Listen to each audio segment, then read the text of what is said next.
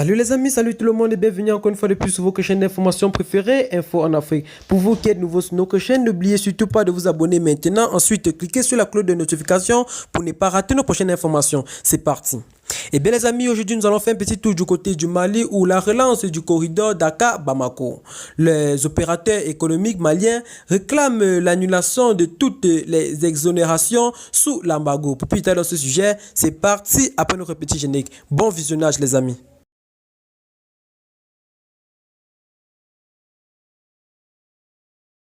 La salle de conférence du Conseil national du patronat du Mali a servi de cadre à la tenue d'une rencontre d'échange entre le directeur général du port autonome de Dakar, PAD, et ses partenaires des chambres consulaires du Mali.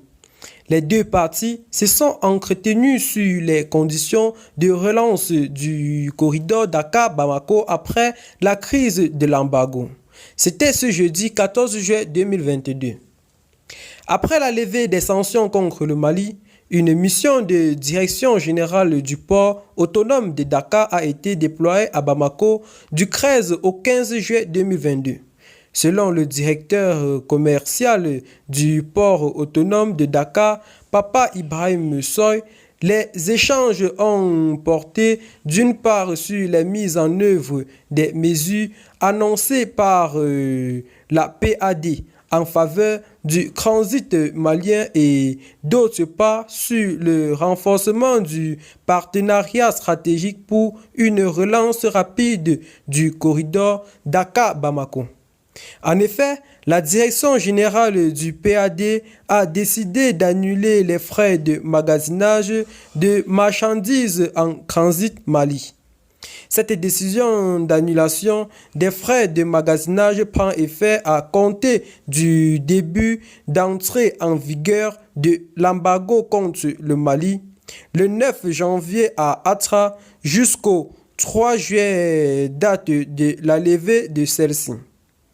A-t-il déterminé? Et de préciser que cela concerne les marchandises conventionnelles. Cependant, pour les opérateurs économiques du Mali, cette décision du port autonome de Dakar est partielle, car elle ne prend pas en compte les exonérations de magasinage au niveau des partenaires du port.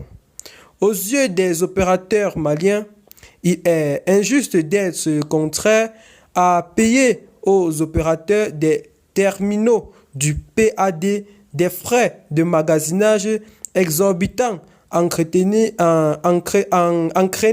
autant pour moi par la longue durée de l'embargo.